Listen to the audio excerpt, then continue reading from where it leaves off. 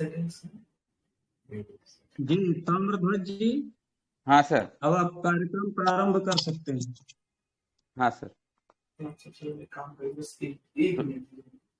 स्वागतम स्वागतम सुस्वागतम। आईएसएमपी वेलफेयर चेयर द्वारा आयोजित आज का जो व्याख्यान वेबिनार लेक्चरर प्रोग्राम आयोजित किया है, आईएसएमपी के आदरणीय चेयरमैन सम्माननीय चंद्रशेखर जी, इनका मैं तहे दिल से स्वागत करता हूँ।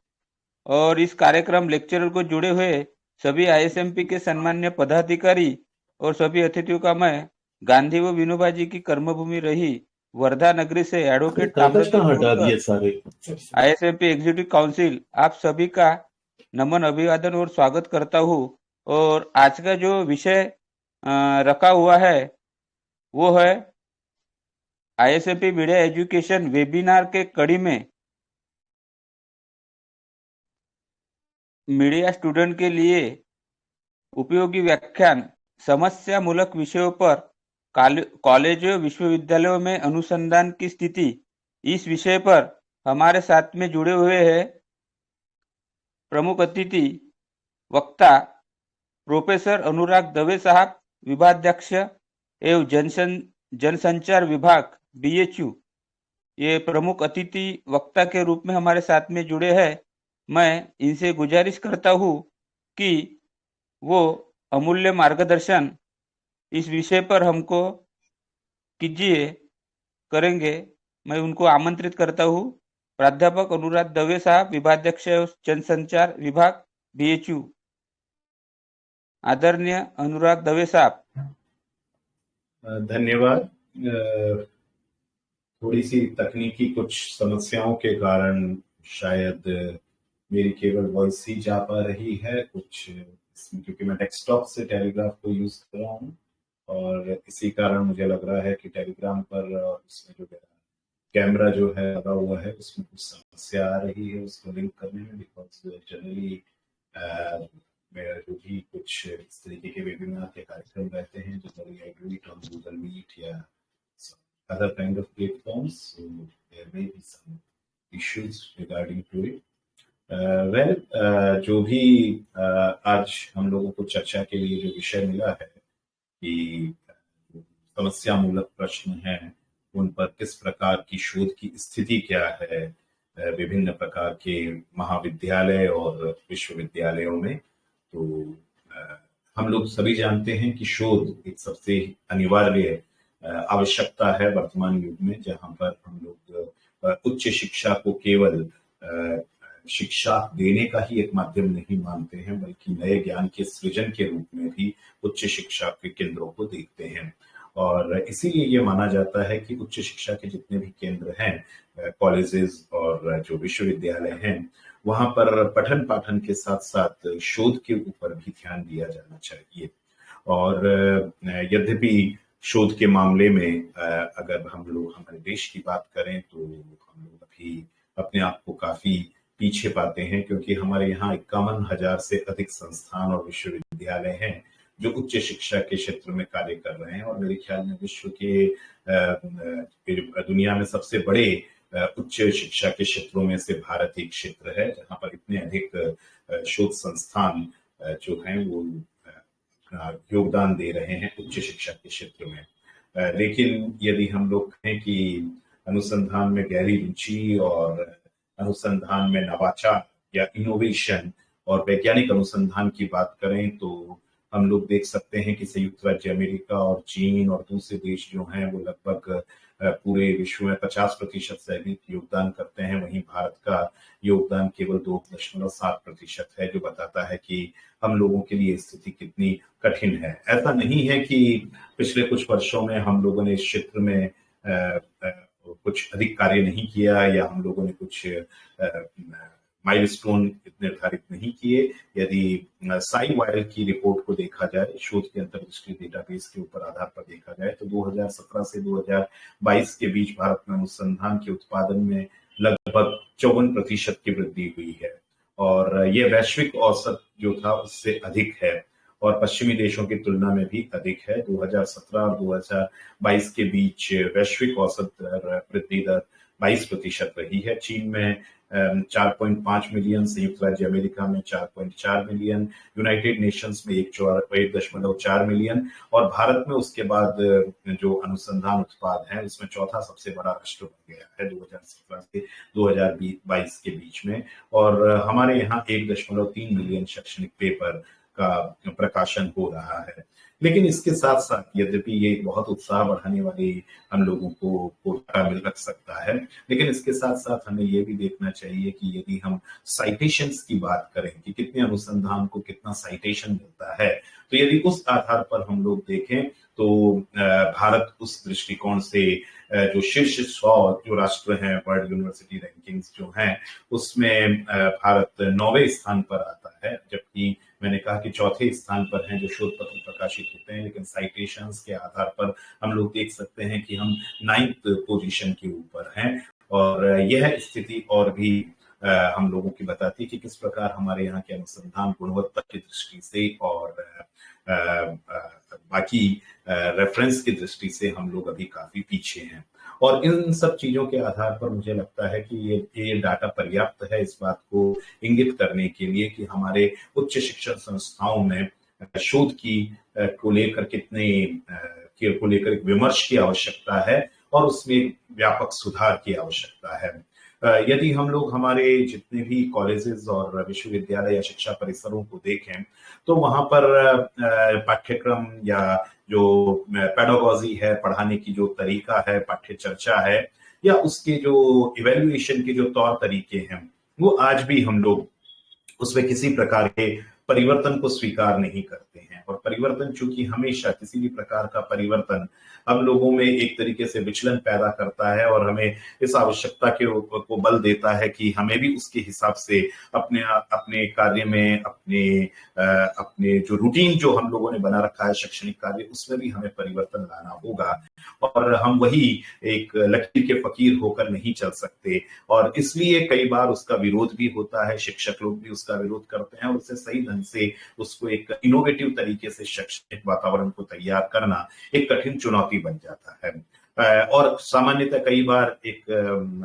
एक बहुत अच्छा कहा जाता है, रिसर्च के संदर्भ में हम लोग कहते हैं कि रिसर्च जो हमारे यहाँ है वो ज्यादातर नए ज्ञान की खोज, जिसको हम कहते हैं कि we are looking for a new knowledge, और एग्जिस्टिंग नॉलेज के अंदर we would like to improvement in existing knowledge और we would like to add something in new knowledge, उस पर काम कम होता है। और ज्यादातर उसके आगे जो दो शब्द हिंदी में अनुसंधान, तो संधान पर ज्यादा ध्यान न देकर हम लोग अनु पर ज्यादा ध्यान देते हैं, या रिसर्च पर ज्यादा ध्यान न देकर हम लोग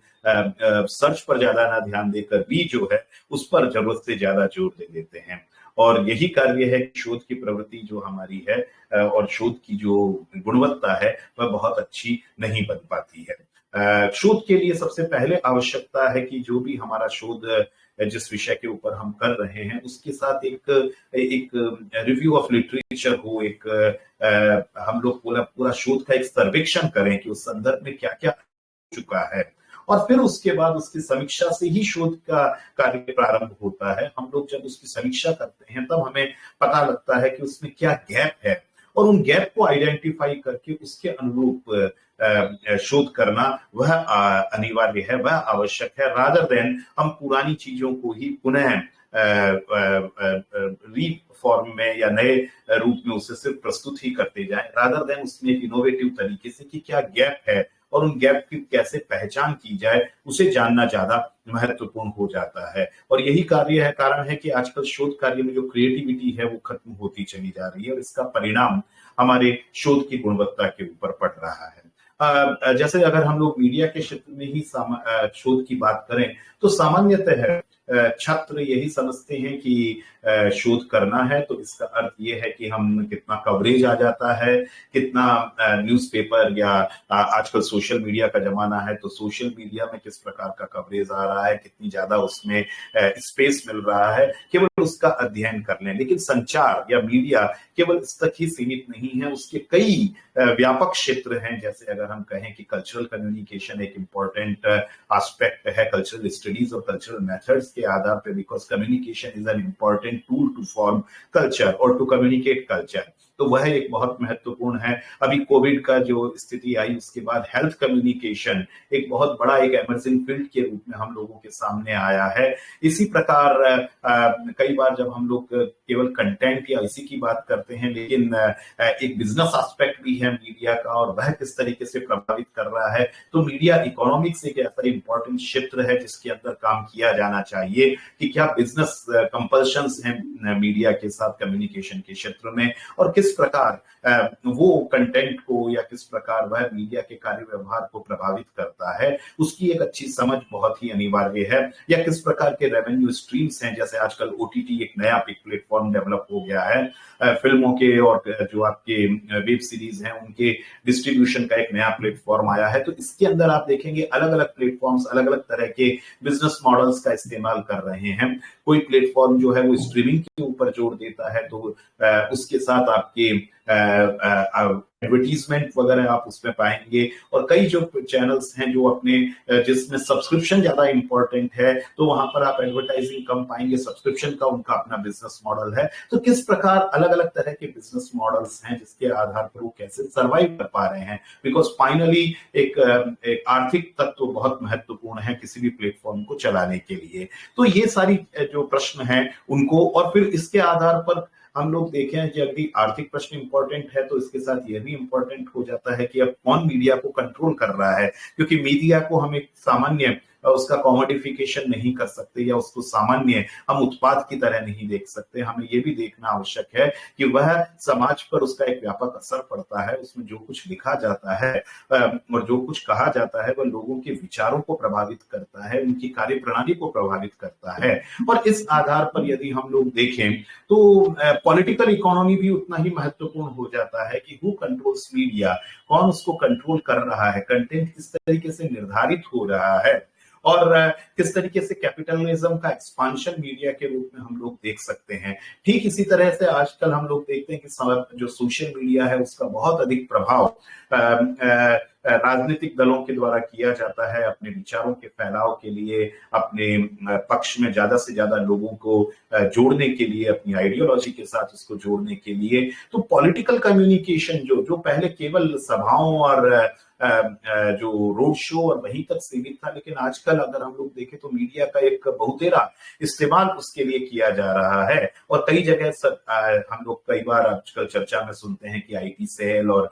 वो किस प्रकार कार्य करता है राजनीतिक दल के लिए। तो वह भी एक नया फील्ड है, एक नया एमर्जिंग फील्ड बन गया है। हालांकि ये बहुत अधिक नया फील्ड भी नहीं है। हम लोग एजेंडा सेटिंग थ्योरी से लेके कल्टीवेशन थ्योरी और कई अनेक प्रकार की थ्योरीज में हम इस प्रकार के शोध कर चुके हैं, जिसके अंतर्गत हमने कैसे मीडिया का इस्तेमाल पॉलिटिकल कैंपेन के लिए किया जाता है उसका अध्ययन किया है। लेकिन अब जो नया न्यू मीडिया आया है और उसके आधार पर, और जो सोशल मीडिया का इमरजेंस हुआ है उसके आधार पर किस प्रकार ये पूरा पॉलिटिकल कम्युनिकेशन बदल रहा है, तो इन सब पर शोध की आवश्यकता है। तो एक विषय का विस्तार, जैसे जैसे विषय बढ़ता है वैसे वैसे उसमें अलग अलग प्रकार के शोध की एक नई गुंजाइश पैदा होती रहती है, और उसे समझकर उसके आधार पर समीचीन विषयों के ऊपर शोध करना बहुत अनिवार्य हो जाता है। जैसे अभी मैंने ये कहा, इसके साथ साथ पॉलिटिकल कम्युनिकेशन का एक और, या अगर हम लोग कहें कि पॉलिटिकल इकोनॉमी का एक और महत्वपूर्ण एस्पेक्ट हो जाता है कि वह है कि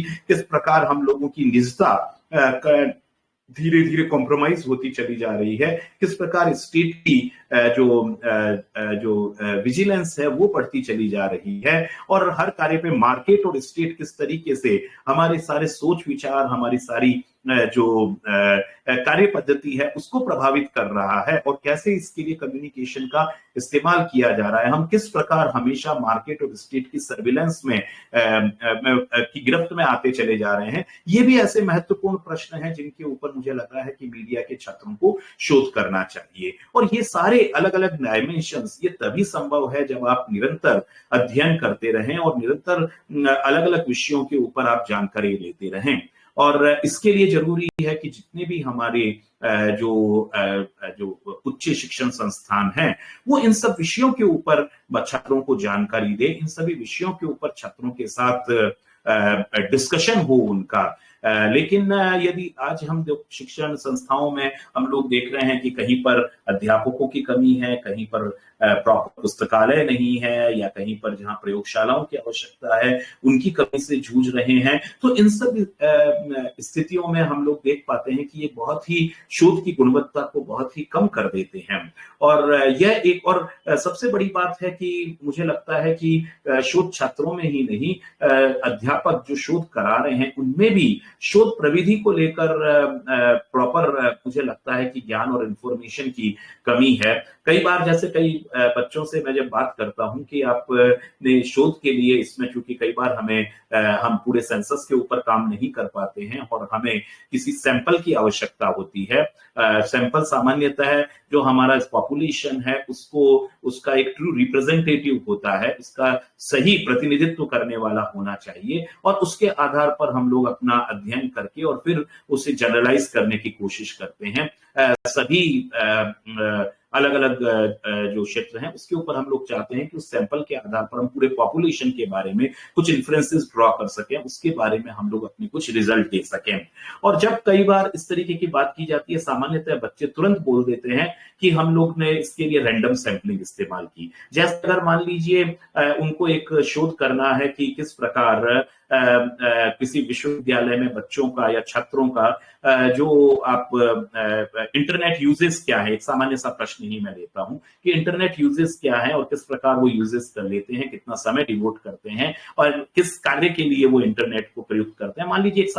साधारण सा इसी बात का अध्ययन करना है और आप गेट पर खड़े हो जाएं, विश्वविद्यालय के या महाविद्यालय के गेट पर खड़े हो जाएं, और जो भी छात्र निकल रहा है उससे आपने ये प्रश्न, एक अपना क्वेश्चन आयर या आपका कोई शेड्यूल है जिसको आपने या तो उससे भरवाया, तब तो वो क्वेश्चन आया है, उसने बोला, आपने भरा, तो वह शेड्यूल है, आपने उसके आधार पर जानकारी एकत्रित की और अपना शोध कर दिया, और आपने उसमें बड़ी आसानी से लिख दिया कि हमने रैंडम सैंपलिंग को इस्तेमाल किया, जबकि यह रैंडम सैंपलिंग नहीं है। आप दरवाजे पर खड़े होकर हर एक व्यक्ति जो निकल रहा है, आपने कहा कोई भी निकला, मेरा तो उसके ऊपर कंट्रोल नहीं है, कोई भी जो निकला छात्र निकला, मैंने उससे अपना क्वेश्चन आयर भरवा दिया। That is not the way of random sampling. Random sampling में हर एक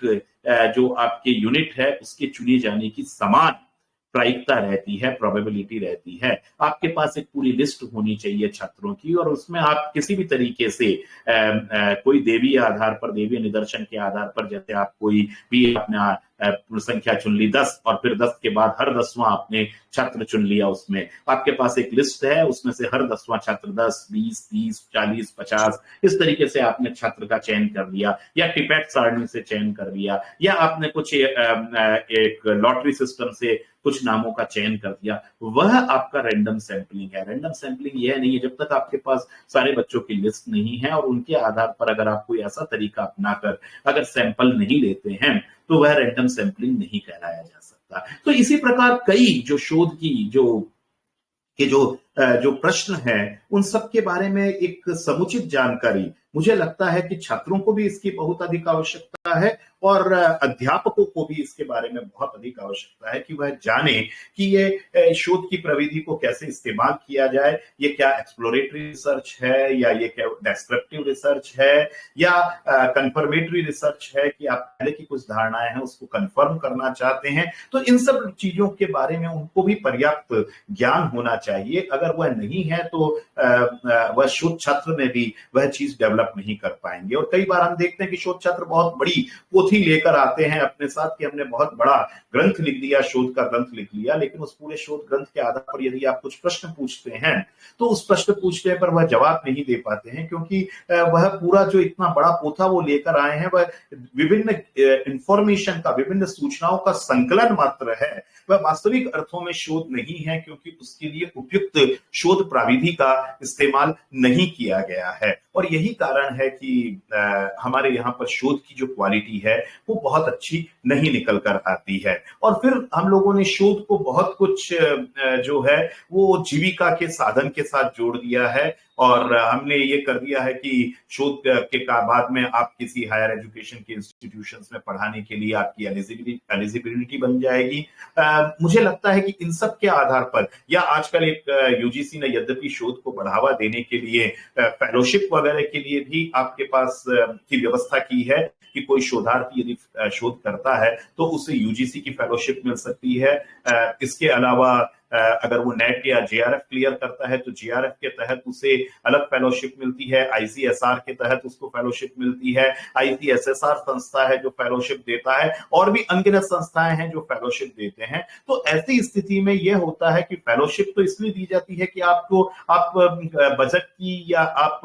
फाइनेंस की चिंता न करें और अपने शोध कार्य में गुणवत्ता को लेकर आ सकें, ताकि उससे आप ज्यादा बेहतर अपना ट्रेवल कर सकें या ज्यादा बेहतर तरीके से अपने डेटा का कलेक्शन कर सकें या किताबें मंगा सकें, उन किताबों को पढ़ सकें। लेकिन होता क्या है कि इन सब के कारण वे लोग जिनका शोध का एप्टीट्यूड नहीं है, तो जिनका शोध में कोई झुकाव नहीं है, जो सोचते हैं कि जब तक कुछ और कार्य न मिले तब तक चलिए हम लोग पीएचडी में अपना रजिस्ट्रेशन करा लें, और मीनवाइल हमारी 3 साल के अंदर 4 साल के बाद हम अपना एक पीएचडी सबमिट कर देंगे और उसके आधार पर हम लोगों के पास एक और अपॉर्चुनिटी रहेगी कि हम हायर एजुकेशन में भी अपने कैरियर के बारे में सोच सकते हैं। यह जो भावना है ये डिस्करेज की जानी चाहिए, क्योंकि शोध का जो आपको शोध वृत्ति मिल रही है वह आपके लिए कोई एक आय का जरिया नहीं है, बल्कि वह आपकी शोध की गुणवत्ता को सुधारने की दिशा में किया गया प्रयास है। और मैं भी देखता हूं कि कई बार छात्र जो कंटिंजेंसी है या उनके बिल हैं वो हमेशा आप पेन के लिए या दूसरे जो कंज्यूमेबल आइटम्स हैं उनके लिए बिल बनाने में हमेशा तत्पर रहते हैं। लेकिन अगर उनसे कहें कि उन्होंने कितनी यात्रा की, कितना उन्होंने इस दौरान वर्कशॉप के लिए रजिस्ट्रेशन कराया, कितनी उन्होंने इस संदर्भ में पुस्तकें खरीदी, क्योंकि पुस्तक भी उनको अपनी शोध कार्य पूरा होने के बाद वो विभाग में जमा करानी होती है। तो भाई जिस संस्थान ने आपको 4 साल दिया है, जिस संस्थान ने आपको शोध की सारी सुविधा उपलब्ध कराई है, जिसने आपको शोध की और अपने शैक्षणिक जीवन की सबसे बड़ी डिग्री दी है, यदि वहां पर जाते समय यदि आपको वो पुस्तक वहां पर उसके पुस्तकालय में जमा भी करनी हो, तो ऐसा यह प्रश्न नहीं है कि जिस पर इतना अधिक चिंतन किया जाए या जिसके प्रश्न पर सोचा जाए। लेकिन अधिकांश जो छात्र हैं ये आप सामान्यतः देख सकते हैं कि वो कंज्यूमेबल आइटम्स के लिए जरूर तैयार रहेंगे, लेकिन इन सब चीजों के लिए अपनी शोध वृत्ति को खर्च करने में उनको परेशानी होती है, जबकि वह उनका मूल कारण यही है, उनको ये शोध वृत्ति इसीलिए दी जा रही है कि वह इसके आधार पर अपनी शोध की गुणवत्ता में सुधार लेकर आए। तो इन सब चीजों को हम लोगों को ध्यान में रखना चाहिए जब हम शोध की क्वालिटी की बात करते हैं। हमें नवाचार के लिए हमेशा तैयार रहना चाहिए। हमें शिक्षण संस्थान, इंस्टीट्यूशन, शोधकर्ता, ह्यूमन कैपिटल तथा रिसर्च, वित्तीय संसाधन, infrastructure, market facility, business sophistication आदि इन सब चीजों को ध्यान में रखते हुए शोध को आधार बनाना चाहिए। और जो तेज रफ्तार से तुतर पुतर करके हम लोग जो शोध को कंप्लीट करना चाहते हैं कि पहले 2 वर्ष तक तो हमने कुछ कार्य नहीं किया, शोध वृत्ति उठाते रहे और जब अंतिम वर्ष आया तब उस वक्त शोध को कंप्लीट करके और ये इनके प्रकार हम अपना डेजर्टेशन किसी प्रकार उसको जमा कर दें, तो यह एक मुझे लगता है कि यह शोध के प्रति अन्याय है। और ये अपने साथ भी, क्योंकि इंटीग्रिटी एक बहुत बड़ा प्रश्न है जिसको एड्रेस किया जाना चाहिए। मुझे लगता है कि शोध को एड्रेस करने के लिए, उसकी गुणवत्ता को ध्यान में लेने के लिए हमें कुछ 5 प्रमुख आधार हैं जिनके ऊपर ध्यान देना चाहिए। एक तो शोध कार्य की सराहना, उसकी क्रेडिबिलिटी कैसी है, आपने जो विषय का चयन किया है और उस पर जिस प्रकार आपने काम किया है वो कितना क्रेडिबल है। दूसरा जो प्रश्न है वह है कि उसकी मौलिकता, वह कितना मौलिक है।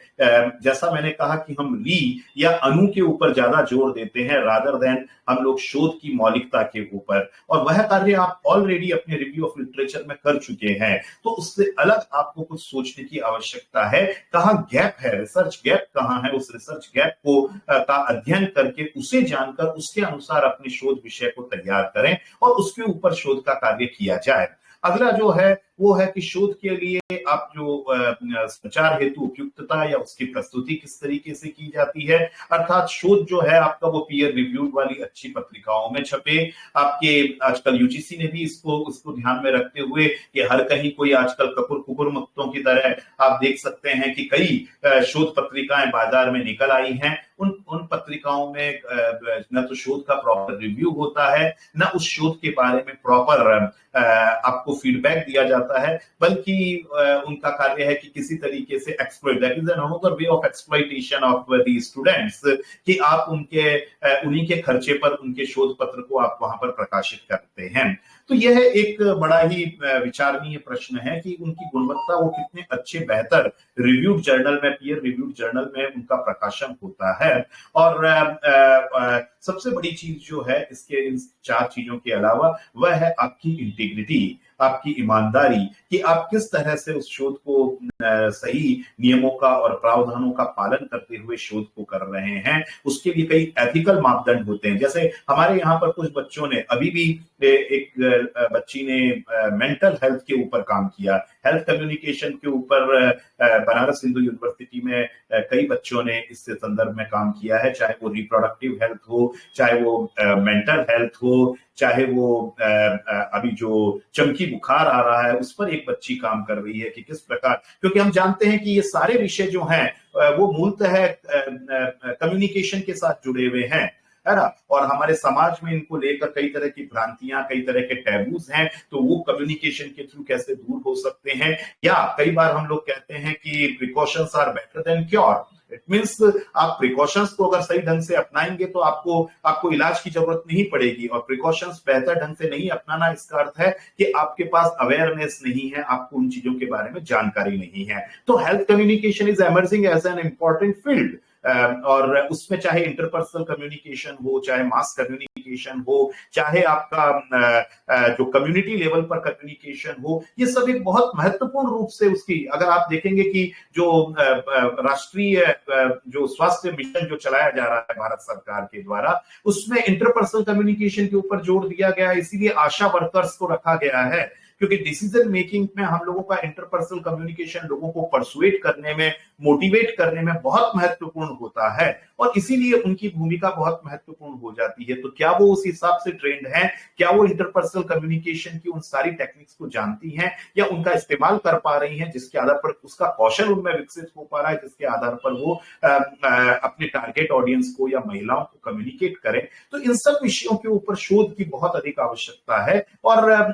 हमारे यहाँ पर इस पर, इन विषयों के ऊपर शोध किया जाता है। कई लोगों ने इस पर किया है, रिप्रोडक्टिव हेल्थ को ऊपर लेकर किया, जैसे मैंने कहा, मेंटल हेल्थ को लेकर किया, चमकी बुखार के ऊपर अभी एक बच्ची काम कर रही है, जिसका बिहार और उन क्षेत्रों में कि कैसे लीची और उन सब के उत्पादन हो रहा है, और उनके बारे में प्रॉपर अवेयरनेस नहीं होने के कारण बच्चे किस तरीके से उन सब चीजों के कॉन्टेक्ट में आते हैं, और किस प्रकार ये सारी इश्यूज डेवलप होते हैं। और उन सब के अंदर अगर आप शोध करते हैं तो उसके साथ एथिकल प्रश्न जुड़े हुए हैं। आप उनके साथ, उसमें जो आपका जिनसे आप शोध कर रहे हैं, जिनसे आप डेटा ले रहे हैं, उनकी आइडेंटिटी उजागर नहीं होनी चाहिए,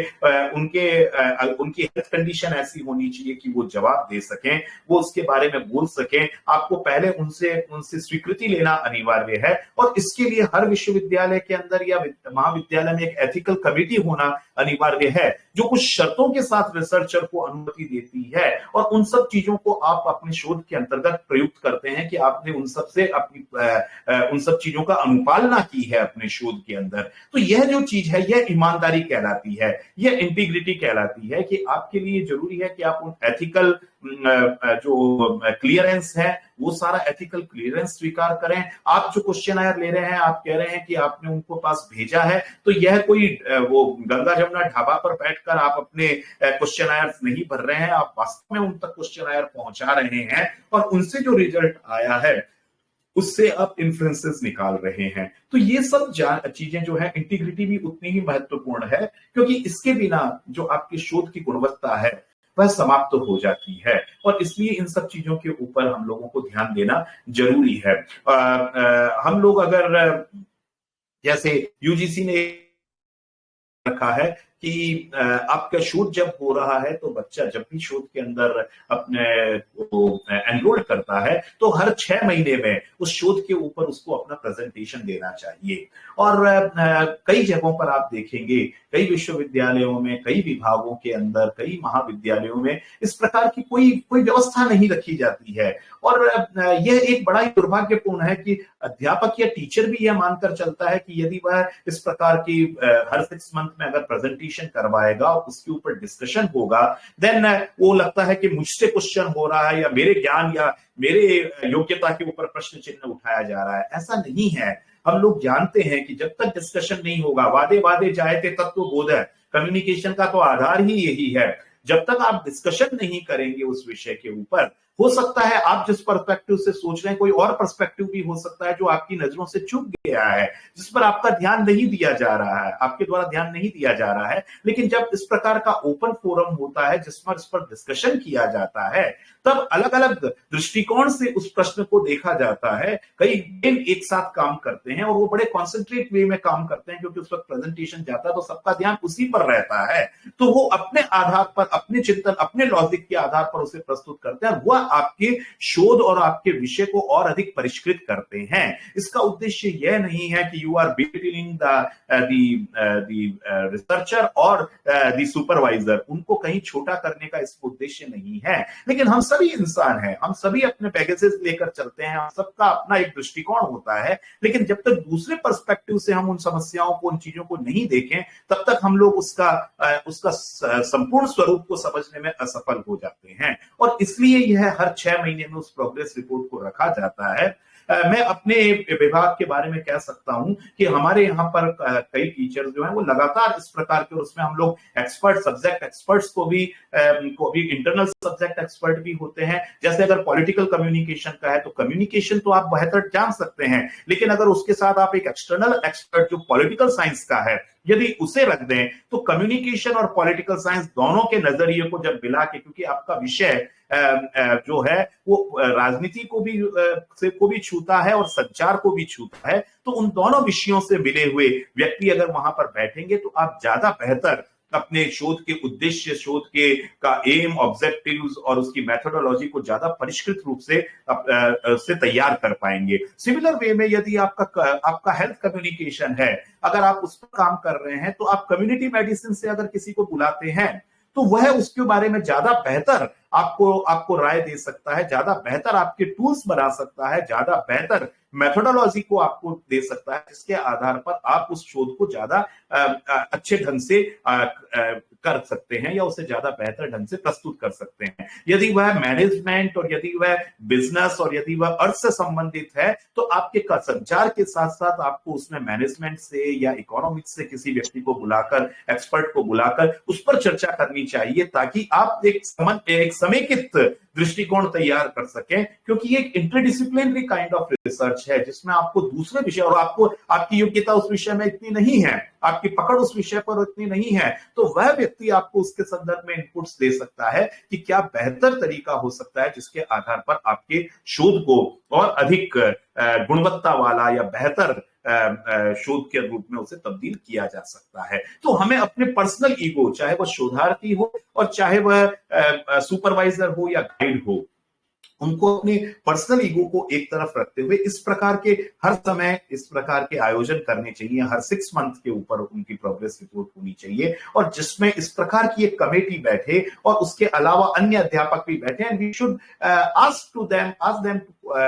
we should invite the questions, ask them to raise the questions, वो प्रश्न पूछें, क्योंकि प्रश्न पूछना शोध की सबसे पहली अनिवार्यता है। शोधार्थी भी जब सब एक साथ बैठे होते हैं इस प्रकार की मीटिंग में, तो वह भी शांत रहते हैं, क्योंकि उन्हें लगता है कि अगर मैंने प्रश्न पूछा और कल मेरा जब प्रेजेंटेशन होगा तो दूसरे छात्र भी प्रश्न पूछेंगे। भाई यह करना, यह एस्केपिज्म, यह भागना, यह सही प्रवृत्ति नहीं है। क्योंकि आप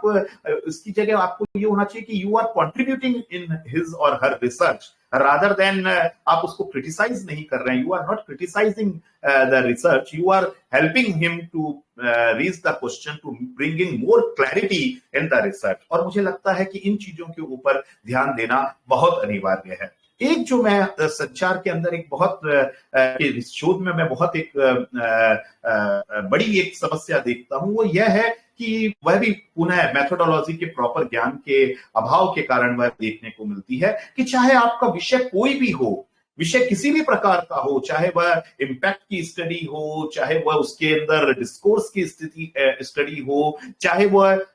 उसकी प्रक्रिया की स्टडी हो, किसी भी प्रकार की स्टडी हो, छात्र अंत में एक चीज लेकर आ जाते हैं कि जो टूल्स होंगे और जो मेथोडोलॉजी होगी डेटा कलेक्शन की, that will be the survey. Survey मुझे लगता है कि सब समस्याओं का समाधान नहीं है, और सर्वे आपको एक स्थिति से एक पर्टिकुलर स्टेज से आगे ले जाने में भी असमर्थ है। तो केवल हर शोध का एक मूल मान लेना कि सर्वे के आधार पर, यह सही नहीं है। हमारा सर्वे ज्यादातर एक आप कह सकते हैं कि क्वांटिटेटिव रिसर्च में बहुत योगदान देता है, जहां पर आपको व्हाट और हाउ मच इस प्रकार के आंसर अगर ढूंढने होते हैं, क्या और कितनी मात्रा में कितना, ये सब आपके प्रश्न होते हैं, तो उसमें survey can provide you right kind of data, और उसके ऊपर आप अगर अपनी कई और उसको तो अभी आपको स्टैटिस्टिकल टेक्निक्स लगानी पड़ती हैं। वहां पर भी हम लोग देखते हैं कि सामान्यतः शोधार्थी डेस्क्रिप्टिव स्टैटिस्टिक्स तक अपने आप को सीमित रख लेते हैं। अर्थात डेस्क्रिप्टिव स्टैटिस्टिक्स का तात्पर्य यह है कि केवल एक व्याख्यात्मक आधार पर ग्राफ बना दिया, टेबल बना दिया, it is just the pictorial representation और ऑफ द डाटा और arrangement of data in tabular form, और हमने उसके अंदर से कुछ मीन मीडियन मोड निकाल दिए या कुछ स्टैंडर्ड डेविएशन वगैरह की कैलकुलेशन कर दिया, या अगर बाइवेरिएट है तो हमने उसके बीच में कोरिलेशन निकाल दिया, कोरिलेशन कोएफिशिएंट की गणना कर दी। लेकिन वहां पर अगर आप इस तरीके का कर रहे हैं तो आप उसमें इन्फ्रेंशियल स्टैटिस्टिक्स भी आप यूज करिए, जिसमें आपको you must have some hypothesis, और उस हाइपोथेसिस की टेस्टिंग होनी चाहिए। उसमें आपके वैलिडिटी के टेस्ट होने चाहिए कि आपकी जो इंफॉर्मेशन, आपने जो डाटा किया है वो कितना वैलिड है, और कितने टेस्ट ऑफ सिग्निफिकेंस पर कितने परसेंट के ऊपर उसकी वैलिडिटी कितनी है। ये सारी चीजें भी आपको उसके अंतर्गत प्रयुक्त की जानी चाहिए, तब सर्वे बहुत उपयुक्त है। लेकिन जो हमारे जो सोशल इश्यूज हैं वो केवल 2 या 3 वेरिएबल्स तक लिमिटेड नहीं रहते, वो उन पर कई सारे वेरिएबल्स का प्रभाव पड़ता है। और क्वांटिटेटिव में सबसे बड़ी समस्या यही रहती है कि हम उसमें 2 या 4 वेरिएबल्स ले सकते हैं, बहुत अधिक वेरिएबल्स को उसमें इंक्लूड नहीं कर सकते हैं, और वहां पर हमें मैथमेटिक्स या इस प्रकार की स्टैटिस्टिकल टूल्स का इस्तेमाल करना पड़ता है। लेकिन अगर एक हॉलिस्टिक अप्रोच चाहते हैं आप किसी विषय के ऊपर, और यदि आपका विषय डिमांड करता है कि उसमें बहु आयामी उसका उस समस्या के प्रश्न हो सकते हैं या उसके एस्पेक्ट्स हो सकते हैं, तब आपको कई बार क्वांटिटेटिव की जगह क्वालिटेटिव रिसर्च के ऊपर जाना पड़ता है, क्वालिटेटिव मेथड्स अपनाने पड़ते हैं। और क्वालिटेटिव मेथड्स आपको बहुत ज्यादा एक होलिस्टिक अप्रोच प्रोवाइड करता है about the issue, about the topic, और उसमें आप कई सारे अन्य जो क्षेत्र है उसको भी उसके अंतर्गत सम्मिलित कर पाते हैं। लेकिन यहां पर जब आप क्वालिटेटिव मेथड्स, और सामान्यतः आजकल इसका भी चलन बहुत बढ़ गया है, जिसके अंतर्गत हम लोग एथनोग्राफिक स्टडीज लेते हैं, जिसके अंतर्गत हम केस स्टडीज लेते हैं, जिसके अंतर्गत हम लोग डिस्कोर्स एनालिसिस रहते हैं, जिसके अंतर्गत हम लोग ग्राउंडेड थ्योरी लेते हैं, ऐसे कई अलग अलग मेथड्स का हम लोग इस्तेमाल करते हैं, जिन मेथड्स को प्रयुक्त करते हुए हम उसके बेसिस के ऊपर, उनके आधार पर क्वालिटेटिव एनालिसिस ऑफ रिसर्च को हम लोग करने की कोशिश करते हैं। इनका महत्व मुझे लग रहा है कि इनका भी उतना ही महत्व है जितना सर्वे या अन्य किसी हम लोग क्वांटिटेटिव मेथड्स का इस्तेमाल करते हैं। लेकिन इनके साथ एक सबसे बड़ी समस्या जब हम लोग क्वालिटेटिव मेथड्स को यूज करते हैं तो वह आती है कि इसमें कई बार सब्जेक्टिविटी इन्वॉल्व हो जाती है, और उन सब्जेक्टिविटी को मिनिमाइज करने के लिए, क्योंकि इसमें वैलिडिटी और आपका रिलायबिलिटी, इन दो का प्रश्न खड़ा होता है कि आपने जो प्रयोग किया है वो कितना वैलिड है और कितना रिलायबल है। क्या और कोई व्यक्ति भी उसी प्रकार की प्रक्रिया को अपनाए तो क्या वह वही निष्कर्ष निकालेगा? और इनसे भी उभरने के लिए there are several other methods जो क्वालिटेटिव रिसर्च के साथ में दिए हुए हैं, जिनके आधार पर आप उसकी वैलिडिटी और रिलायबिलिटी को टेस्ट कर सकते हैं या देख सकते हैं या प्रस्तुत कर सकते हैं कि इसमें सब्जेक्टिविटी क्रीप इन नहीं की है, ये जो डाटा है, ये जो एनालिसिस है, वो बहुत कुछ ऑब्जेक्टिव होकर दिया गया है। तो ये एक मुझे लगता है कि इन चीजों के ऊपर को ध्यान में रखकर शोध करना भी बहुत अनिवार्य हो जाता है। यदि हम महाविद्यालय और विश्वविद्यालय में शोध की स्थिति को देखते हैं तो मुझे लगता है कि हमें कुछ चीजों के ऊपर जरूर ध्यान देना चाहिए। जहां पर शोध की पर्याप्त सुविधा नहीं है, वहां पर जबरदस्ती शोध किया जाना मुझे लगता है कि वह छात्रों के साथ भी खिलवाड़ है, और उनके और शोध की दृष्टि से तो हम कह ही सकते हैं कि वह उच्च कोटि का शोध नहीं हो सकता। तो इसलिए वहां पर शोध की सुविधाएं जहां नहीं हो वहां शोध को स्थगित रखना चाहिए। जहां पर विश्वविद्यालयों में जहां शोध है वहां वरीयता के आधार पर उनको और अधिक इंफ्रास्ट्रक्चर उपलब्ध कराया जाना चाहिए ताकि और बेहतर शोध किया जा सके। हमें अध्यापन में एंट्री के लिए, मुझे जहां तक लगता है, यद्यपि आजकल इसके लिए वेटेज दिया जाता है, अभी फिर यूजीसी ने अपना नियम बदल दिया है कि उच्च शिक्षण संस्थाओं के अंदर और विशेष रूप से केंद्रीय विश्वविद्यालयों में अब प्रवेश हेतु या वहां पर व्यवसाय के रूप में या नौकरी के रूप में उनके चयन हेतु अब पीएचडी डिग्री अनिवार्य नहीं होगी। पहले उसे अनिवार्य कर दिया गया था, अब नेट अगर कोई व्यक्ति पास है तो वही सफिशिएंट है। मुझे लगता है इसके आधार पर जल्दी जल्दी तुरंत तुतर पुतर में शोध कर देना, यह इसकी एक प्रवृत्ति बढ़ जाती है। यदि व्यक्ति इसमें अध्ययन अध्यापन में आए तब उसका एक एप्टीट्यूड डेवलप होता है और उसे तब शोध के अंदर अधिक उसकी रुचि होती है और तब अच्छे से उसे शोध करना चाहिए, ऐसा मेरा मानना है।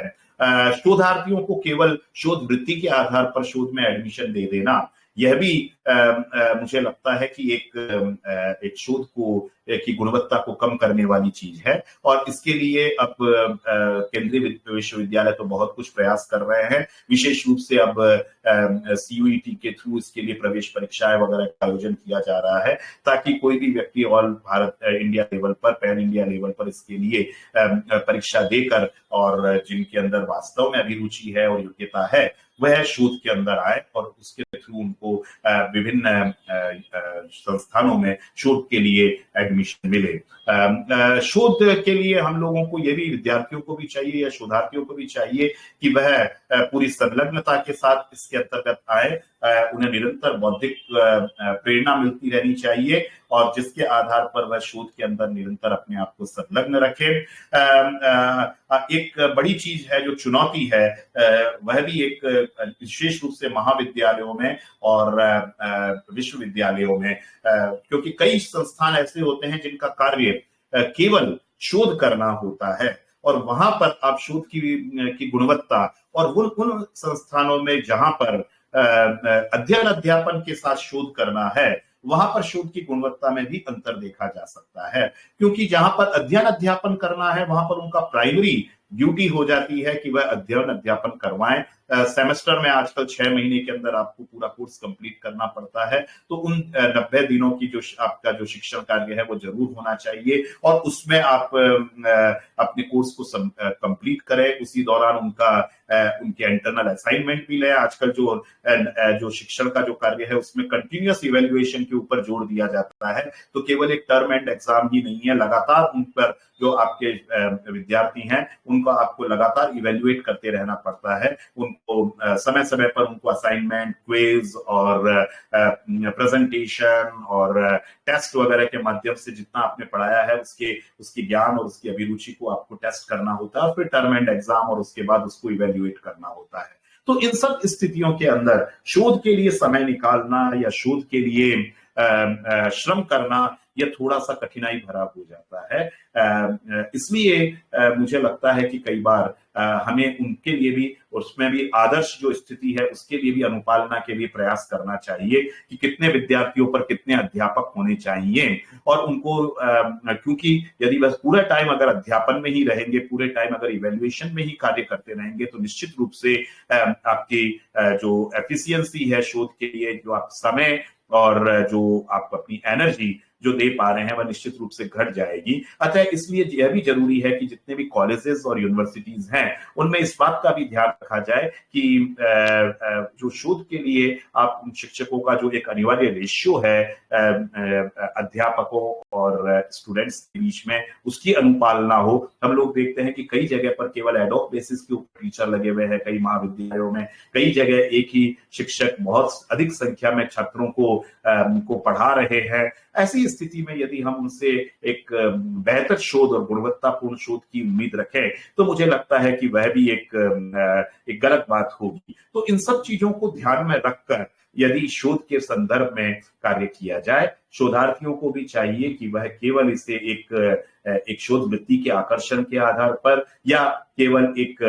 व्यवसाय में प्रवेश हेतु एक थ्रेशहोल्ड के रूप में न लें, बल्कि वे अपनी पूरी लगन और अपनी पूरी संलग्नता के साथ शोध के कार्य को करें। तो ये सब चीजें यदि हम लोग परिवर्तन लेकर आते हैं तो मुझे लगता है कि भारत फिर शोध की दृष्टि में एक बहुत अच्छा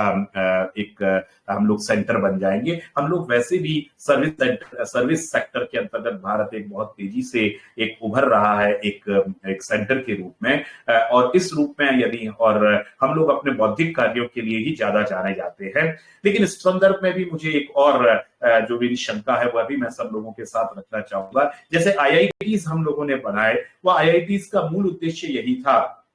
कि तकनीक और प्रौद्योगिकी के क्षेत्र में हम बेहतर शोध कर सकें और बेहतर ज्ञान का निर्माण कर सकें और उसके आधार पर हम देश का विकास कर सकें। लेकिन यह भी एक कटु सत्य है कि आईआईटी से निकले हुए पास आउट्स केवल सॉफ्टवेयर लेबर्स बनते चले जा रहे हैं। वह यूएस के लिए एक सस्ते पेशावर के रूप में हम लोग उनको तैयार कर रहे हैं और वो वहां पर अपना जॉब देखते हैं। और दूसरा एक यदि हम लोग देखेंगे तो वह आईआईटीज करके उसके पश्चात आईएएस या दूसरी सेवाओं के अंदर अपना कार्य लगाकर और उसके आधार पर वहां पर अपना कार्य करने लगते हैं। मेरा कहने का अर्थ ये नहीं है कि हमें आईएएस के अंदर या इस प्रकार की सेवाओं में आईआईटीज की पास आउट्स की जरूरत नहीं है, किंतु आईआईटी को पास आउट करने में सरकार बहुत तरह की सब्सिडी, बहुत तरह की सुविधाएं प्रदान करती हैं। और यदि वह उस क्षेत्र में न जाकर किसी और क्षेत्र में जाते हैं या अपने देश में कार्य न करके और शोध पर कार्य न करके अन्य देशों में जाकर वहां पर आईटी पेशावर के रूप में कार्य करते हैं, तो मुझे लगता है कि यह जिस उद्देश्य से इनका गठन किया गया था वह उद्देश्य को परिपूर्ण नहीं कर पा रहे हैं। तो हमें इन सब आधारों पर एक समेकित रूप से एक दृष्टि डालने की आवश्यकता है कि किस प्रकार शोध के स्तर को उच्च किया जा सके, किस प्रकार शोध को बढ़ावा दिया जा सके। मैं एक लेख से गुजर रहा था तो मुझे पता लगा कि भारत में अपनी जीडीपी का केवल 0.7% शोध के ऊपर खर्च होता है, जो कि 1% से भी कम है। वहीं अगर हम लोग यूएसए में देखें तो वहां पर 2.8%, चाइना में देखें तो 2.1%, और साउथ कोरिया और इजराइल में देखें तो 4% के करीब इसके ऊपर खर्च होता है। और वहां की इकोनॉमी भी अगर हम देखें, यूएस और चाइना की इकोनॉमी भारत से काफी बड़ी है, तो उनके कुल जीडीपी का अगर अधिक प्रतिशत होना तो जो रियल वैल्यू है दैट विल बी ह्यूज, वो बहुत अधिक होगी। तो इन सब चीजों को भी हम लोगों को समझना होगा कि हमें और अधिक इन सब शोध के लिए और अधिक हम अपना जीडीपी का हिस्सा व्यय करें और इसको एक समुचित रूप से इसको इस्तेमाल करें। तो इन सब बातों के साथ मैं अपनी बात को समाप्त करना चाहूंगा कि हम लोग किस प्रकार शोध की स्थिति को बेहतर बना सकते हैं। यदि कोई प्रश्न और यदि इस संदर्भ में कोई शंका हो, प्रश्न हो, तो वो सादर आमंत्रित है। जी ताम्रध्वज जी।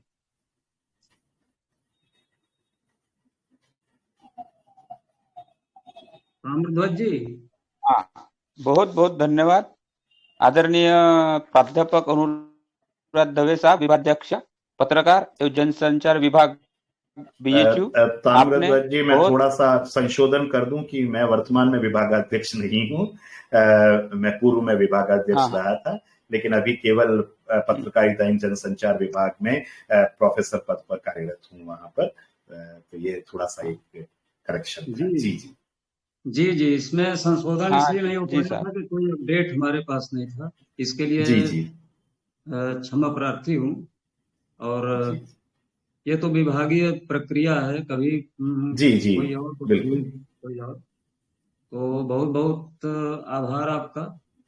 धन्यवाद। और आपने सदैव हमें उत्साहित किया है और आपने जिस तरह से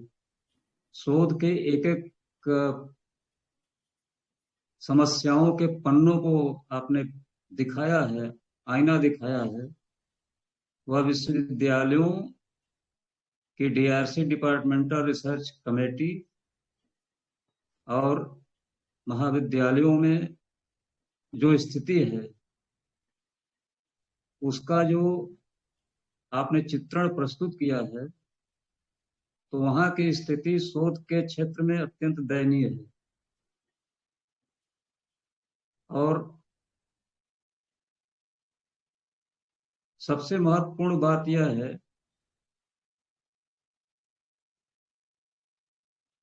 कि विषय का चयन ही किसी सफल शोध की पहली शर्त होती है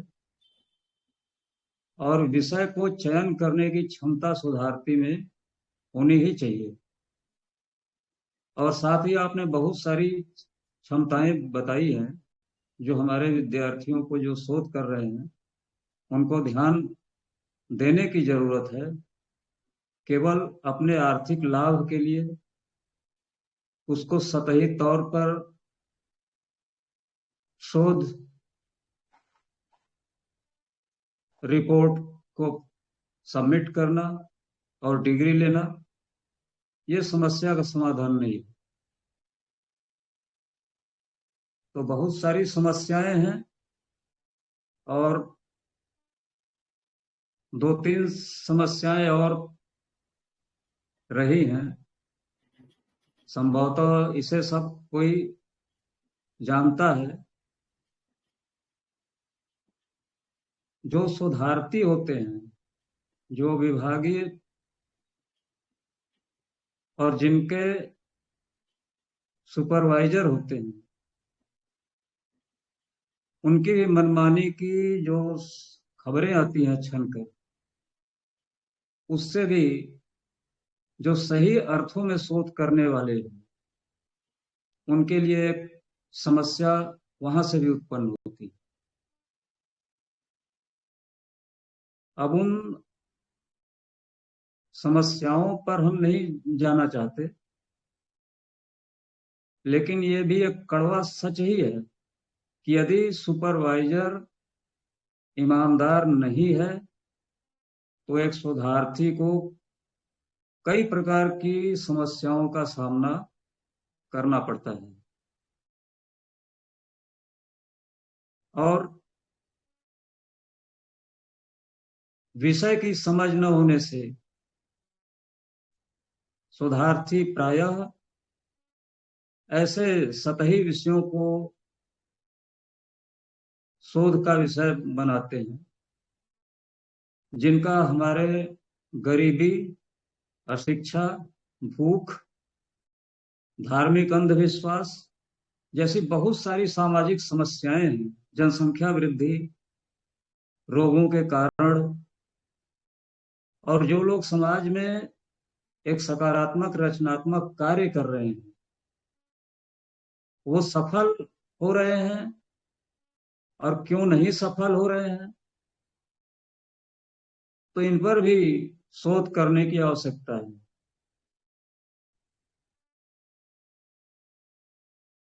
बहुत सी बातें हैं, समस्याएं हैं जिन पर सभी को ईमानदार होना पड़ेगा। अब मैं चाहूंगा कि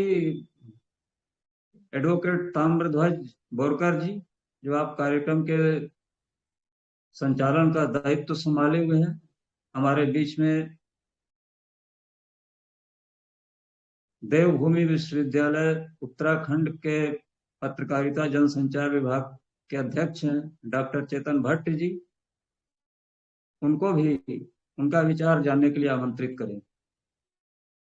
जी सर, धन्यवाद सर, नमस्कार। ठीक सर। सबसे पहले तो मैं आदरणीय प्रोफेसर दवे सर का हार्दिक अभिनंदन करता हूँ, स्वागत करता हूँ कि आप हमारे मंच पर आए और आपने बहुत ही कम समय में सर शोध की पूरे मतलब परिदृश्य को, न केवल वर्तमान परिदृश्य को बल्कि पिछले काफी समय से जो चेंजेस आए हैं रिसर्च को लेके, रिसर्च ओरिएंटेशन को लेके, इस पूरे परिदृश्य को सर बहुत अच्छे से बताने का प्रयास किया है और केवल प्रयास किया बल्कि ये एक सफल वक्तव्य के रूप में हमारे सामने था सर, जिससे हमारा जो ज्ञानवर्धन तो था ही, लेकिन वर्तमान में जिन चीजों का सामना हम प्राय समय समय पर करते रहते हैं, और चूंकि आपके लिए तो मैं एक शिष्य के समान हूँ, अभी शुरुआती हुई है, ज्यादा समय नहीं हुआ है शिक्षक के रूप में, तो लेकिन आप जैसे जो वरिष्ठ प्रोफेसर होते हैं उन सबसे काफी सीखने को मिलता है और इन्हीं चीजों को जब हम अपने दैनिक परिचर्या में शामिल करते हैं अकादमिक चीजों में, तो काफी इनका लाभ होता है सर, और काफी मतलब हमें प्रोत्साहन मिलता है कि हम किस तरह से अपने आप को अपडेट कर सकते हैं। मैं आदरणीय अध्यक्ष महोदय जी का पुनः धन्यवाद देना चाहता हूं कि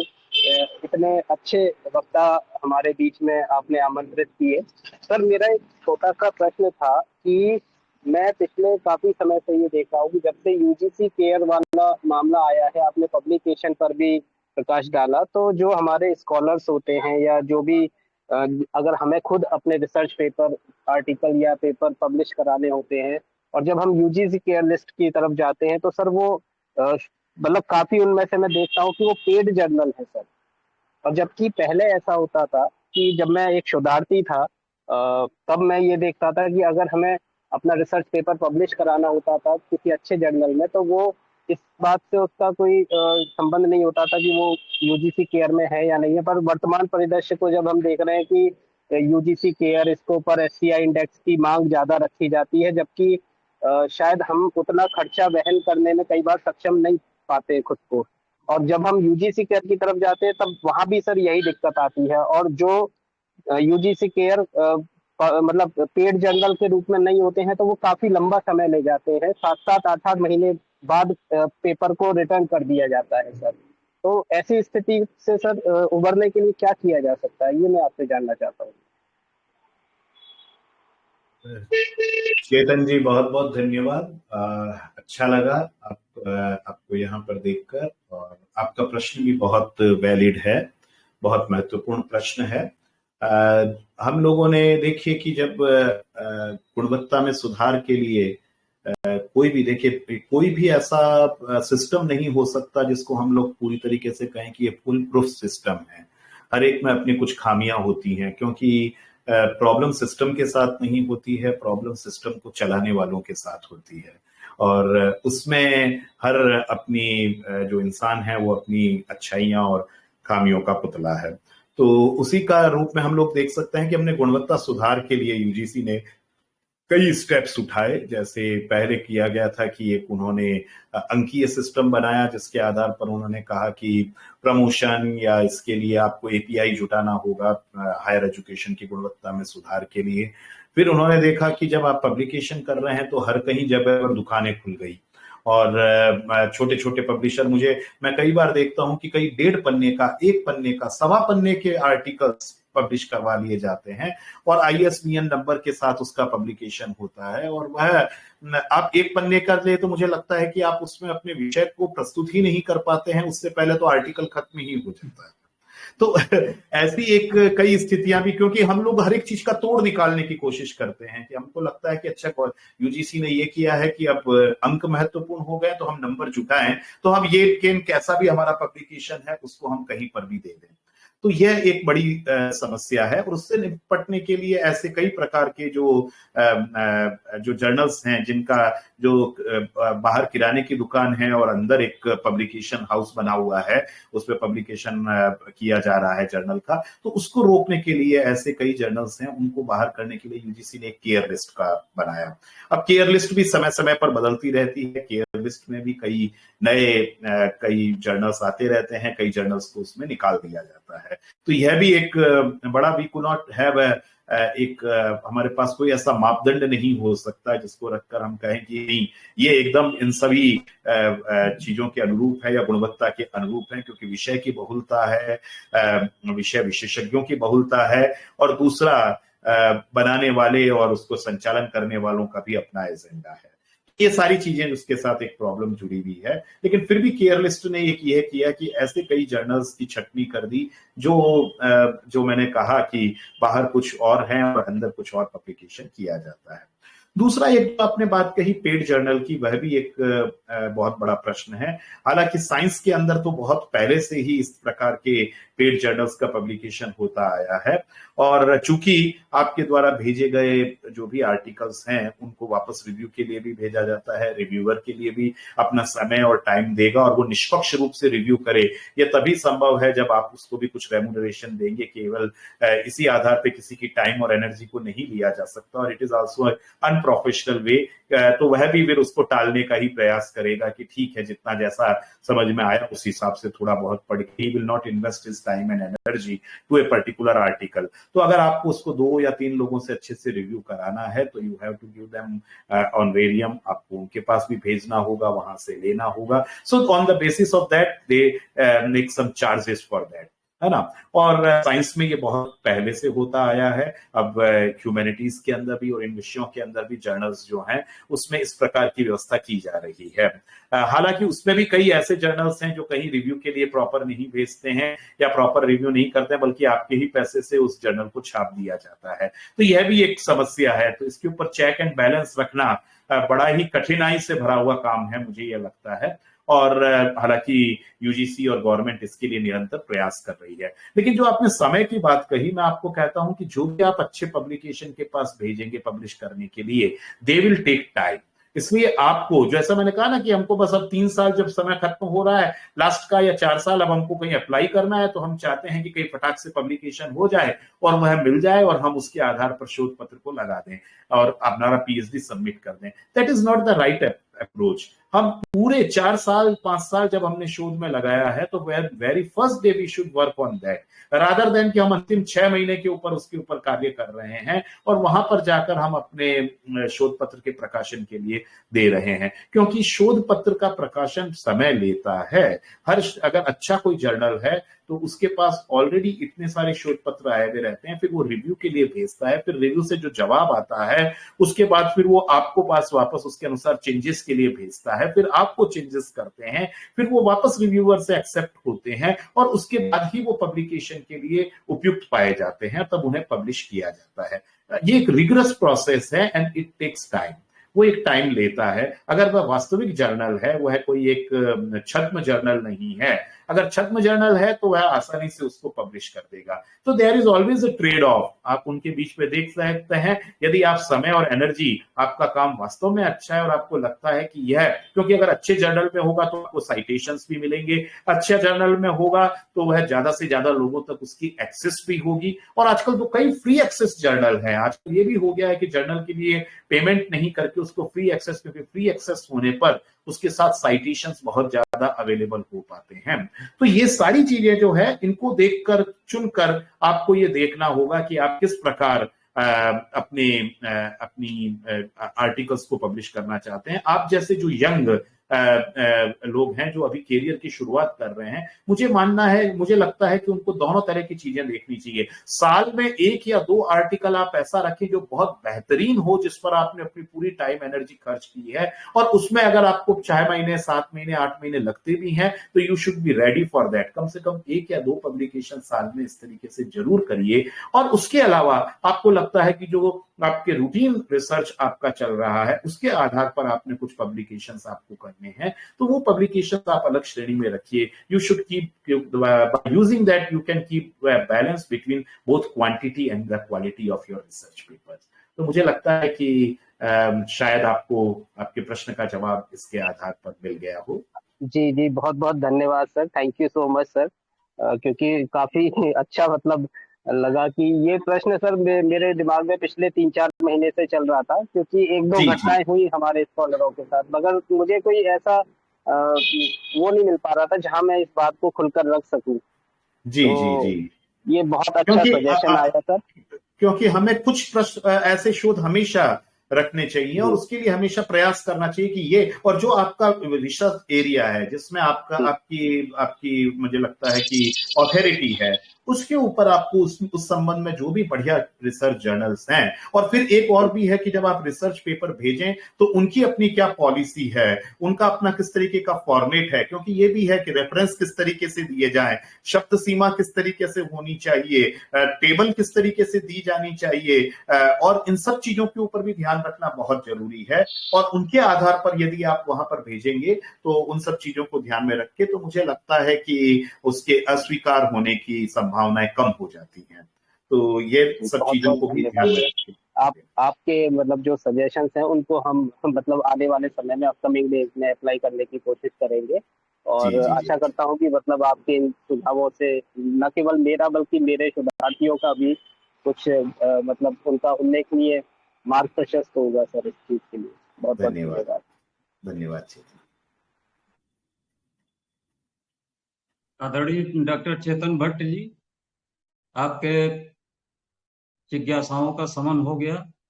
हाँ सर, हाँ हो गया, बहुत बहुत धन्यवाद। जी, तो इसके लिए प्रोफेसर अनुराग दवे जी का हार्दिक आभार व्यक्त करता हूँ। और एक बात और मैं उल्लेख करना चाहूंगा कि अभी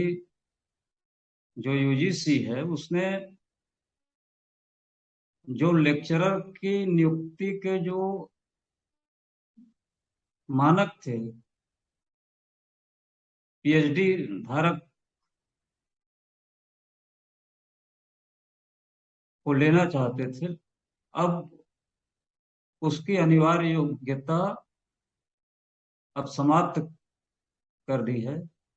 और जो कोई अगर उसके पास मास्टर डिग्री है तो भी अप्लाई कर सकता है। तो क्या इससे नहीं लगता कि, हालांकि पहले से है ये नियम है कि प्रेफरेंस एक रिसर्च डिग्री वालों को ही दिया जाता है, लेकिन इस तरह की प्रवृत्ति को पनपने देने के लिए क्या इस तरह का आदेश या संशोधन उचित है? इससे शोध की गुणवत्ता और शोध करने वालों की जो मानसिकता है वो प्रभावित होगी, और फिर वो जहां जाएंगे वो क्या पढ़ाएंगे और क्या पढ़ेंगे लोग, इस पर भी एक सवाल खड़ा होता है। तो अनुराग जी, इस पर आप थोड़ा प्रकाश डालें।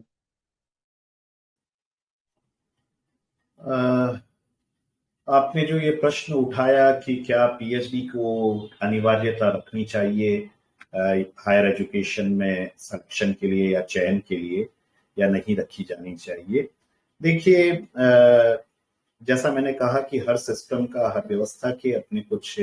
लाभ और अपनी कुछ हानियां रहती हैं, और हमें उन्हीं के बीच में चूज करना होता है कि क्या हमें ज्यादा बेहतर परिणाम दे सकता है, और उस पर विमर्श करके उसके बाद कुछ ऐसे निर्णय लिए जाते हैं। जैसे मेरा व्यक्तिगत रूप से अगर आप मुझे कहें तो मुझे लगता है कि यह नियम, क्योंकि होता यह है कि फिर बच्चा मास्टर्स डिग्री करता है और 3 साल तक के लिए आपका शोध की मिनिमम टाइम है, और उस 3 साल में वो पहले 1-2 साल तो उसका मुझे लगता है कि पूरा इसी में बीत जाता है कि फेलोशिप मिल रही है और वो अभी रिसर्च के अंदर उसने अपने आप ज्वाइन किया है। शोध का विषय ही उसके बाद कई बार छात्र डिसाइड करता है, ढूंढता है, और उसके बाद उसमें कहीं जाकर वह अपने कार्य को 1-2 बार वापस चेंज करते हैं शोध के विषय को, और फिर कहीं जाकर शोध का कार्य, और 3 साल में पूरा करके उनको ये लगता है कि अगर कहीं भी वैकेंसीज निकलती है या कुछ होता है तो उनको लगता है तुरंत तुर्फ उतर में अपना शोध पूरा कंप्लीट करके, और उसके बाद वह अपना ताकि वो फला नौकरी के लिए अप्लाई कर सकें या उसमें उनके चयन की संभावनाएं हो सके। तो ये मुझे लगता है कि ये एक प्रवृत्ति है जिसे भी हतोत्साहित किया जाना चाहिए। दूसरा, शोध एक बहुत ही एक विशिष्ट क्षेत्र के अंतर्गत होता है, उसका मास्टर डिग्री में पढ़ाना या अंडर ग्रेजुएट में पढ़ाने से उतना अधिक कोरिलेशन नहीं है, क्योंकि वह एक क्षेत्र विशेष के अंदर आपकी योग्यता और उसमें और अधिक शोध कर उसमें और अधिक ज्ञान की नए पटल खोलना, वह उसका उद्देश्य होता है। जबकि आपका ग्रेजुएशन या मास्टर डिग्री के अंतर्गत आप विषय के विभिन्न आयाम हैं उनको पढ़ाते हैं। तो वह आपका, जैसे मैं हेल्थ कम्युनिकेशन के अंदर अगर अपना शोध कर रहा हूं तो मुझे प्रिंसिपल्स ऑफ कम्युनिकेशन पढ़ाना है या पब्लिक रिलेशंस पढ़ाना है या आपका कोई और विषय पढ़ाना है, उसके अंतर्गत उसमें बहुत अधिक उसका प्रभाव नहीं पड़ता है ना। लेकिन हेल्थ के अंदर किस तरीके से संचार, कैसे महत्वपूर्ण थ्योरीज कैसे डेवलप की जा सकती है, उसके लिए और पॉलिसीज कैसे बेटर बनाई जा सकती है, वहां शोध की अनिवार्यता है, वहां शोध महत्वपूर्ण भूमिका निभाता है। तो मुझे लगता है कि यहाँ पर इन शिक्षण कार्य के लिए यदि हम लोग देखें तो उसमें अगर हम लोग पीएचडी की अनिवार्यता को छोड़ देते हैं तो उसका इतना एडवर्स इंपैक्ट मुझे नहीं लगता कि वहां पर देखने को मिलता है। और दूसरा, आजकल जब हम लोग यूजीसी ने जहां ये इसकी अनिवार्यता समाप्त कर दी है, वहीं आजकल एक पॉइंट सिस्टम भी बना दिया है जिसके आधार पर आपका एकेडमिक रिकॉर्ड आपका अभी तक कैसा है, आपके पब्लिकेशंस में कुछ मिनिमम उन्होंने कहा 2 या 4, क्योंकि सीधा नए लेक्चरर के लिए अगर कोई अपॉइंटमेंट के लिए कर रहा है, असिस्टेंट प्रोफेसर के लिए, तो उसके पास बहुत अधिक शोध पत्र नहीं होंगे, तो उन्होंने उसके लिए भी मिनिमम कुछ नंबर है उसमें भी कैपिंग कर रखी है कि इससे ज्यादा आपको नहीं मिलेंगे, कि 50 आपने पेपर पब्लिश कर लिए तो आपको इतने अंक मिलेंगे, क्योंकि 50 पेपर करते करते अगर आप अभी तक लेक्चरशिप में नहीं आए, असिस्टेंट प्रोफेसरशिप में नहीं आए, तो there must be some question about that कि आपने एमए करने के इतने समय बाद तक आपने नौकरी में ज्वाइन नहीं किया। तो वो एक उसमें भी उन्होंने कर रखा है कि जो पीएचडी किया हुआ है उसको वो कुछ अंक अधिक देते हैं, उसको 20 अंक या 20 पॉइंट्स उनको दिए जाते हैं। हर यूनिवर्सिटी के आप पोर्टल पर देखेंगे तो इस प्रकार की व्यवस्था है। अगर आपको जीआरएफ है तो यू विल गेट 30 पॉइंट्स। तो नेचुरली अगर प्रथम 20 लोगों को या 10 लोगों को इंटरव्यू के लिए कॉल करना है तो उसमें इन सब पॉइंट के आधार पर आप योग्यता में उसमें इंडेक्स के अंतर्गत ऊपर आ जाएंगे and they will be called for the interview. उनको इंटरव्यू के लिए बुलाया जाएगा, जैसे 10 गुना है या आपका 5 गुना है या 8 गुना है या 20 गुना, जो भी यूनिवर्सिटी ने नियम बना रखे हैं अपने, तो उनमें ये सब क्राइटेरिया के बेसिस के ऊपर वो अंक देते हैं और उसके आधार पर एक ऑर्डर बनाते हैं। उसमें पहले 10 या पहले 15 या पहले 20 जो भी उनका है उन लोगों को बुलाया जाता है इंटरव्यू के लिए। तो वहां निश्चित रूप से जिसने पीएचडी कर रखा है उसको उसके आधार पर एक कुछ एडवांटेज प्लस पॉइंट्स जरूर मिलते हैं। लेकिन अगर मुझे लगे कि अगर केवल शिक्षा के लिए हम केवल पीएचडी को, तो वो पीएचडी में इतनी गुणवत्ता नहीं ला पाते हैं कई बार छात्र तुरंत करके, कि वो उनको एक तरीके का गेट पास मिल जाए for the selection in college higher education, और वो चाहने पर उसकी गुणवत्ता। लेकिन एक बार अगर आप जॉब में आके और उसके बाद भी कई लोग जो शोध करते हैं तब आप वित्तीय आधार पर भी बेहतर होते हैं, तो आपको लगता है कि कई बार कि आप शोध में ज्यादा बेहतर ढंग से उसे कर सकते हैं। तो ये एक अप्रोच का मुझे लगता है कि एक अंतर है।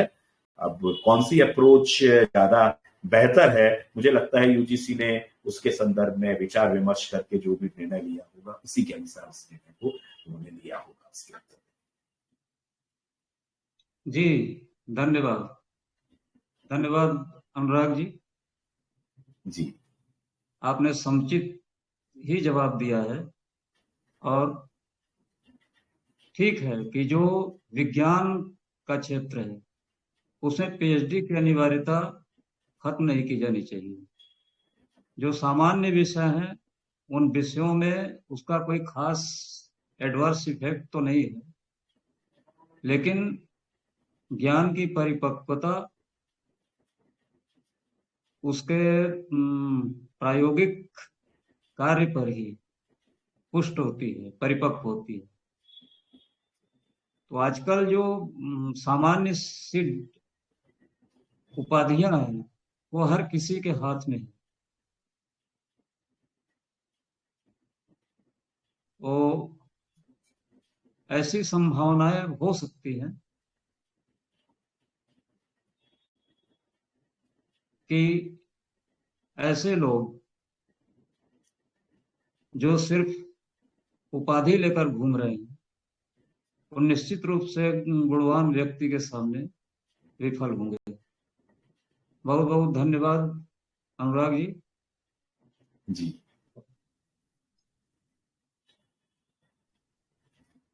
ताम्रध्वज जी। हाँ सर जी, अब आप कार्यक्रम के समापन की औपचारिक घोषणा करें। हाँ सर, बहुत बहुत धन्यवाद और आभार आदरणीय प्रोफेसर अनुराग दवे साहब पत्रकार। आपने मीडिया में शोध करने वाले स्टूडेंट के लिए उपयोगी व्याख्यान दिया और स्टूडेंट को ज्ञानवर्धक जानकारी प्राप्त हुई, इसलिए मैं आप सबका आपका आभार व्यक्त करता हूँ। और डॉक्टर चेतन भट्ट सर ये वेबिनार में उपस्थित रहे और अमूल्य वक्त निकालकर उन्होंने भी मार्गदर्शन किया, सवाल जवाब पूछे, इसलिए मैं भी उनका आईएसएमपी वेलफेयर चेयर के तौर से अभिनंदन और आभार व्यक्त करता हूँ। और माननीय चंद्रशेखर साहब इंटीग्रिटी मीडिया प्रोफेशन आईएसएमपी के चेयरमैन साहब इन्होंने भी मीडिया एजुकेशन वेबिनार के कड़ी में समस्या मूलक विषयों पर कॉलेजों विश्वविद्यालयों में अनुसंधान की स्थिति ये वेबिनार आयोजित किया। इसलिए मैं ISMP वेलफेयर चेयर के तौर से आप सभी का आभारी हूँ। समस्त व्यस्त टाइम निकाल के आप ये वेबिनार में आमंत्रित हुए और आप उपस्थित रहे, इसलिए मैं आप सबका, पत्रकारों का, स्टूडेंट का और सभी का, ISMP पदाधिकारी का आभार व्यक्त करता हूँ। और आज का जो वेबिनार है वो समाप्त हुआ ऐसा घोषित करता हूँ।